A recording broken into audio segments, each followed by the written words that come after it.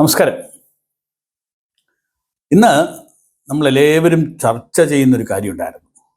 ഒരുപക്ഷെ മലയാള മാധ്യമങ്ങൾ അധികം ഇമ്പോർട്ടൻസ് കൊടുക്കാത്ത ഒരു പ്രത്യേക വിഭാഗത്തിനെ ഒരു കുറ്റപ്പെടുത്തുന്ന രീതിയിലുള്ള ന്യൂസിനെ പറ്റിയാണ് നമ്മൾ ചർച്ച ചെയ്യാൻ ഉദ്ദേശിക്കുന്നത്. കോർപ്പറേറ്റ് ജിഹാദ് എന്ന് പലരും വിളിക്കുന്ന TCS ടാറ്റ കൺസൾട്ടൻസി സർവീസസിൽ നടന്നെന്ന് പറയുന്ന, അതായത് പല FIRകളും രജിസ്റ്റർ ചെയ്ത ഒരു സംഭവം വളരെ നിർബന്ധിതമായി മതമാറ്റം നടത്തുന്നു. അവിടെ TCSൽ ജോലി ചെയ്യുന്ന മറ്റുള്ളവർക്ക് ബുദ്ധിമുട്ടുണ്ടാകുന്നു. മിനി പാകിസ്ഥാൻ ആണോ എന്ന് തോന്നുന്ന വിധത്തിലുള്ള കാര്യങ്ങൾ അവിടെ നടക്കുന്നു എന്ന് അവിടെ വർക്ക് ചെയ്ത കുട്ടികൾ പറയുന്നു. ഇങ്ങനെയൊക്കെയുള്ള ഒരു സംഭവം വന്നിട്ടും അതിൻ്റെ മൂല കാരണം എന്താണ് എന്ന് ചർച്ചയായിട്ട് കണ്ടില്ല. നാച്ചുറലി ഇപ്പോൾ ടാറ്റ എന്ന് പറയുന്നത് ഏതൊരു ഭാരതീയനും അഭിമാനിക്കാവുന്ന ഒരു കോർപ്പറേറ്റ്, ഒരു എത്തിക്കലായിട്ടുള്ള ഒരു കമ്പനി ആയിട്ടാണ് നമ്മളെല്ലാവരും കണ്ടിരുന്നത്.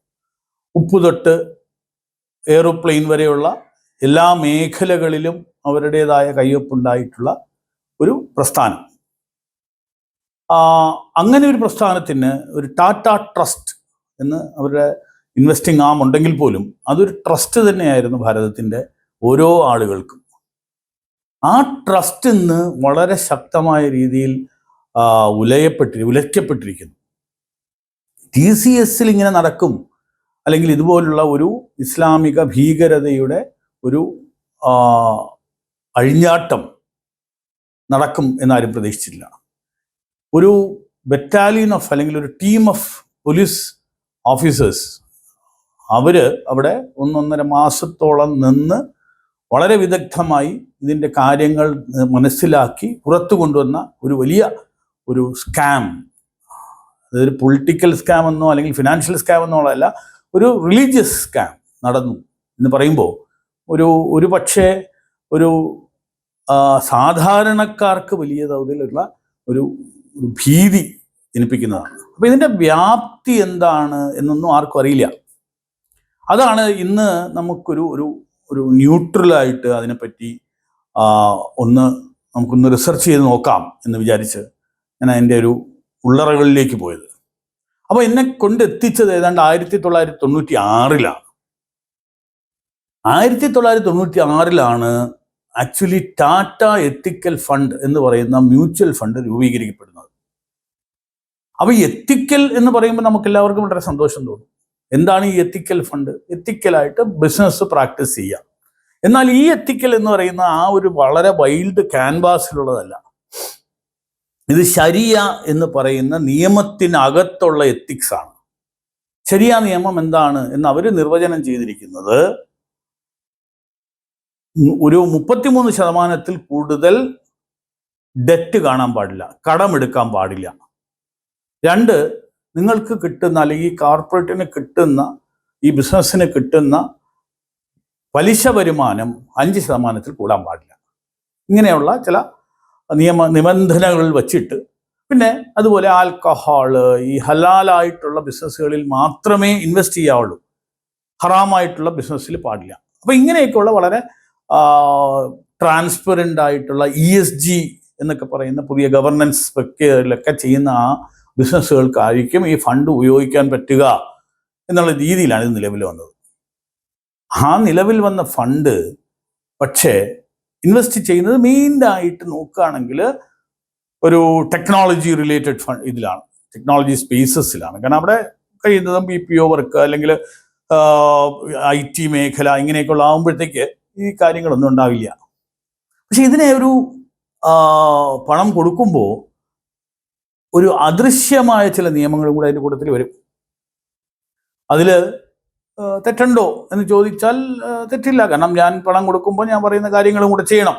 അപ്പോൾ ഇസ്ലാമിക ഫണ്ടാകുമ്പോൾ ഇസ്ലാം മതവിശ്വാസികൾക്ക് ബുദ്ധിമുട്ടുണ്ടാകാത്ത രീതിയിലായിരിക്കണം അവിടുത്തെ പ്രവർത്തനം എന്നും കൂടെ പറയും. അപ്പോൾ ഹലാൽ ഭക്ഷണം അവിടെ ഉണ്ടാവണം, അവർക്ക് പ്രാർത്ഥിക്കാനുള്ള സെപ്പറേറ്റ് മുറി ഉണ്ടാകണം, അതുപോലെ അവരുടെ മതത്തിനെ ധ്വംസിക്കുന്ന രീതിയിലുള്ള പ്രവർത്തനങ്ങൾ അവിടെ പാടില്ല. റമദാൻ അല്ലെങ്കിൽ റംസാൻ സമയങ്ങളിൽ അവർക്ക് ഫാസ്റ്റിംഗ് ഉണ്ടാകണം. അതിനുള്ള ഒരു ഒരു അറ്റ്മോസ്ഫിയർ അവിടെ ക്രിയേറ്റ് ചെയ്യപ്പെടണം. അതുപോലെ തന്നെ വെള്ളിയാഴ്ചകളിൽ ലിബറലായിട്ടുള്ള ഒരു സമയം അവർക്ക് പ്രാർത്ഥിക്കാൻ പോകാനായിട്ട്, അവർക്ക് നിസ്കരിക്കാൻ പോകാനായിട്ടും മറ്റുമൊക്കെ ഉള്ള ശ്രമമാണ്. Fair enough. പക്ഷേ ഈ 96 മുതൽ നമ്മൾ മുന്നോട്ട് നോക്കിയാൽ ഇതൊരു സംഘടിതമായ ലക്ഷ്യമാണ് എന്ന് മനസ്സിലാക്കേണ്ടി വരും. ഇത് ഇതിൻ്റെ ഒരു വീണ്ടും നമ്മൾ ഗ്ലോബൽ ലെവലിൽ നോക്കുകയാണെങ്കിൽ മുസ്ലിം ബ്രദർഹുഡ് അവരാണ് ഒരുപക്ഷെ ആദ്യമായിട്ട് ഇങ്ങനെ ഒരു ബിസിനസ് ഓപ്പർച്യൂണിറ്റി ഉണ്ടെന്നും, അപ്പോൾ ഈ കോർപ്പറേറ്റ് കളിൽ ചെന്ന് കയറിയാൽ അതിൽ നമുക്കൊരു കൺട്രോൾ ആൻഡ് മാനേജ്മെൻറ്റും കൂടെ എക്സസൈസ് ചെയ്യാമെന്നും, അപ്പോൾ വളരെ ലെയേർഡ് ആയിട്ട് ഇതിനകത്ത് മുന്നോട്ട് പോകുന്ന ഒരു കാര്യം ഏതാണ്ട് $2 ബില്യൺ ഉണ്ട് എന്നാണ് 2025 നടത്തിയ പഠനങ്ങളിൽ നിന്നും മറ്റുമൊക്കെ പറയുന്നത്. ഇതൊന്നും കൃത്യമായ കണക്കുകൾ ഇന്നും ആർക്കുമില്ല. അപ്പോൾ ബേസിക്കലി ബിസിനസ്സുകളിൽ ഇൻവെസ്റ്റ് ചെയ്ത് അതിൽ നിന്ന് റിട്ടേൺ ഉണ്ടാക്കി അത് അവരുടെ പ്രവർത്തനങ്ങൾക്ക് യൂട്ടിലൈസ് ചെയ്യാം, അതിൻ്റെ പ്രോഫിറ്റ് എന്ന് മനസ്സിലാക്കി ഏതാണ്ട് 90കളിൽ മുതൽ തുടങ്ങിയ ഒരു ഒരു പ്രക്രിയയാണിത്. അത് ഭാരതത്തിലും വന്നു. അപ്പോൾ ഭാരതത്തിൽ വരുമ്പോൾ ഒരു കാര്യം നമ്മൾ മനസ്സിലാക്കേണ്ടത്, അതിന് ഒരു ഇക്കോസിസ്റ്റം ക്രിയേറ്റ് ചെയ്യപ്പെട്ട് കൊടുത്തു. ആ ഇക്കോസിസ്റ്റം എന്ന് പറയുന്നത് നമ്മൾക്ക് ഏതാണ്ട് മെയ് 24, 1996 ടാറ്റ എത്തിക്കൽ ഫണ്ട് ലോഞ്ച് ചെയ്യപ്പെടുന്നത്. സെബി അപ്രൂവ് ചെയ്തു. പക്ഷെ നമ്മുടെ ഒരു നിയമാവലിയിൽ ഇസ്ലാമിക് ഫണ്ടിങ്ങിനെ പറ്റിയോ ശരിയ കംപ്ലയൻസിനെ പറ്റിയോ ഒന്നും പറയുന്നില്ല. അതുകൊണ്ട് അതിനെ ഒരു പർട്ടിക്കുലർ തീമാറ്റിക് ഫണ്ടായിട്ട് അതിനെ ക്ലാസിഫൈ ചെയ്യപ്പെടുകയും അതിന് അനുമതി നൽകുകയും ചെയ്തു. രഘുറാം രാജൻ കമ്മിറ്റി രൂപവത്കരിക്കുന്നത് 2008 അപ്പോൾ അദ്ദേഹവും ഇതിനെ വളരെ ശക്തമായി ഒരു 100 സ്മോൾ സ്റ്റെപ്സ് എന്ന് പറയുന്ന ഒരു റിപ്പോർട്ട് ഉണ്ടാക്കി. ആ റിപ്പോർട്ടിൽ introduction of interest free products to foster financial inclusion, അപ്പോൾ വളരെ വലിയ ജാർഗൺസ് ആണ്. അപ്പോൾ അതിന് വേണം, അങ്ങനെ ഒരു കാര്യം ഉണ്ടാകണം എന്ന് രഘുറാം രാജൻ പറയുകയും അങ്ങനെ 2009 March 18 bench mark Shiriya BEES എന്ന് പറയുന്ന ആദ്യത്തെ എക്സ്ചേഞ്ച് ട്രേഡഡ് ഫണ്ട് ETF ഉണ്ടാകുകയും ചെയ്തു. അത് പിന്നെ ഗോൾഡ്മാൻ സാക്സും അതിൽ നിന്ന് റിലയൻസും ഇന്നിപ്പോൾ നിപ്പോൺ ഇന്ത്യയും ഒക്കെയാണിത് ഇന്ന് ഓൺ ചെയ്യുന്നത്. പിന്നെ launch of Taurus ethical fund വന്നു. ഇത് സെബി അപ്രൂവ്ഡ് ന്യൂ ഫണ്ട് ഓഫറാണ്, NFO എന്ന് പറയുന്ന ആ കാറ്റഗറിയിൽ ശരിയ കംപ്ലയൻറ്റ് സ്കീമായിരുന്നു. 2010 ആയപ്പം റഹ്മാൻ ഖാൻ എന്ന് പറയുന്ന കർണാടകത്തിൽ നിന്നുള്ളൊരു ചാർട്ടേഡ് അക്കൗണ്ടന്റ്, അദ്ദേഹം ഡെപ്യൂട്ടി ചെയർമാൻ ആയിരുന്നു രാജ്യസഭയുടെ. അദ്ദേഹം വളരെ ശക്തമായ രീതിയിൽ ഇതിനെ ഇൻഫ്ലുവൻസ് ചെയ്യുകയും അദ്ദേഹം ഒരു ഹൈ ലെവൽ ഡിസ്കഷൻ നടത്തി ഇസ്ലാമിക് ഫൈനാൻസിൽ ഒരു ഇൻക്ലൂഷൻ ഇന്ത്യൻ മെയിൻ സ്ട്രീമിൽ ഉണ്ടാകണം എന്ന് അദ്ദേഹം പറയുകയും ചെയ്തു. അങ്ങനെയാണ് 2014 അദ്ദേഹം മൈനോറിറ്റീസ് കമ്മീഷൻ മിനിസ്റ്റർ ആയിരുന്ന സമയത്ത്, അത് മൈനോറിറ്റീസ് വകുപ്പിൻ്റെ മിനിസ്റ്റർ ആയിരുന്ന സമയത്ത് SBIയോട് ഒരു നിർദ്ദേശം നൽകുകയും ഒരു SBI ശരിയ ഫണ്ട് പ്രപ്പോസൽ ഉണ്ടാകുകയും ചെയ്തു. അതായത് നമ്മൾ മനസ്സിലാക്കേണ്ടത് ജാനുവരി 2014 അങ്ങനെ ഒരു പ്രപ്പോസൽ ഉണ്ടാകുകയും അത് SBI മുന്നോട്ട് പോവുകയും അത് അപ്രൂവ് ചെയ്യും, സെബി അപ്രൂവ് ചെയ്യുകയും ചെയ്തു. അത് നവംബർ 2014 സെബി ആ ഫണ്ട് അപ്രൂവ് ചെയ്തത്. എന്നാൽ ഡിസംബർ ആയപ്പോൾ SBI പറഞ്ഞു ടെക്നിക്കൽ ആൻഡ് പൊളിറ്റിക്കൽ ആയിട്ടുള്ള ഒരു കൺസിഡറേഷൻസ് വച്ചിട്ട് അത് ഇൻഡെഫിനിറ്റ് ആയിട്ട് മുന്നോട്ട് വച്ചിരിക്കുകയാണ്. അപ്പോൾ ഇതാണ് നമ്മുടെ ഒരു ഇക്കോസ്. അതായത് 1996 മുതൽ 2016 വരെയുള്ള കാലഘട്ടത്തിൽ ഭാരതത്തിൽ ഇങ്ങനെ ഒരു ഫണ്ടിൻ്റെ ഇൻഫ്ലോ ഗ്ലോബലി ഉണ്ടായിട്ടുണ്ട്. നമുക്കൊരു ദിവസം പ്രോബ്ലി ഗ്ലോബലി ഉണ്ടായ ഇമ്പാക്റ്റിനെ പറ്റി ചർച്ച ചെയ്യാം. പക്ഷെ ഇന്ന് നാസിക്കിൽ എത്തി നിൽക്കുന്ന ഈ സംഭവങ്ങളുടെ മൂലകാരണം ഈ എത്തിക്കലായിട്ടുള്ള ഫണ്ടിൻ്റെ കോർപ്പറേറ്റ് ഇൻഫ്യൂഷനാണ്. അത് ഡയറക്റ്റ് ആയിട്ടുള്ള ഇൻവെസ്റ്റ്മെന്റ് അല്ല. ഇത് മ്യൂച്വൽ ഫണ്ട് വഴി സെബി അപ്രൂവ് ചെയ്ത റൂട്ട് വഴി ശരിയ കംപ്ലയൻസിനെ പറ്റി പറഞ്ഞുകൊണ്ട് ഇസ്ലാമിക ഫണ്ടിങ് വരുന്നു. ഇപ്പം നാച്ചുറൽ അല്ലേ ഇസ്ലാമിക ഫണ്ടിങ് വാങ്ങിക്കുമ്പോൾ അവരുടെ എല്ലാ രീതികളിലുള്ള നിർദ്ദേശങ്ങളും അനുസരിക്കുക എന്നുള്ളത്. അപ്പോൾ TCSനും അതുപോലെ തന്നെ ലെൻസ്കാർട്ട്, ഇപ്പോൾ ഇതിൻ്റെ കൂടെ വിവാദം വന്ന ഒരു കമ്പനിയാണ് ലെൻസ്കാർട്ട്. അവർ വളരെ കൃത്യമായിട്ട് പറഞ്ഞിട്ടുണ്ട് അവർക്ക് ശരിയാ കംപ്ലൈൻറ്റ് ഫണ്ടിങ് വന്നിട്ടുണ്ട്. അപ്പോൾ അവർക്ക് ഒരു പെൺകുട്ടി പൊട്ടുതൊട്ട് വരുന്നത് അവരെ അലോസരപ്പെടുത്തുമെങ്കിൽ അത് ചെയ്യാൻ പാടില്ല. കാരണം പണം വാങ്ങിച്ചിരിക്കുന്നത്, അതിൽ പണം ഇൻവെസ്റ്റ് ചെയ്തിരിക്കുന്നത് അവരാണ്. അപ്പോൾ ഈ രീതിയിലുള്ള ഒരു നുഴഞ്ഞു കയറ്റം വഴി ഒരു ഭാരതത്തിനെ ഇസ്ലാമൈസ് ചെയ്യാനായിട്ടുള്ള ഒരു രീതി അവർ കണ്ടുപിടിച്ചു, വളരെ വിദഗ്ധമായിട്ട് തന്നെ. അപ്പൊ ടാറ്റ പോലെ ഒരു വിശ്വാസ്യത ഉള്ള ഒരു കമ്പനിക്ക് പോലും അതിൽ നിന്ന് റെസിസ്റ്റ് ചെയ്യാൻ പറ്റിയില്ല. കാരണം എന്താ, കോർപ്പറേറ്റുകളെ സംബന്ധിച്ച് അവരുടെ എത്തിക്സ് എന്ന് പറയുന്നത് പ്രോഫിറ്റ് ഉണ്ടാക്കുക എന്നുള്ളത് മാത്രമായി മാറി.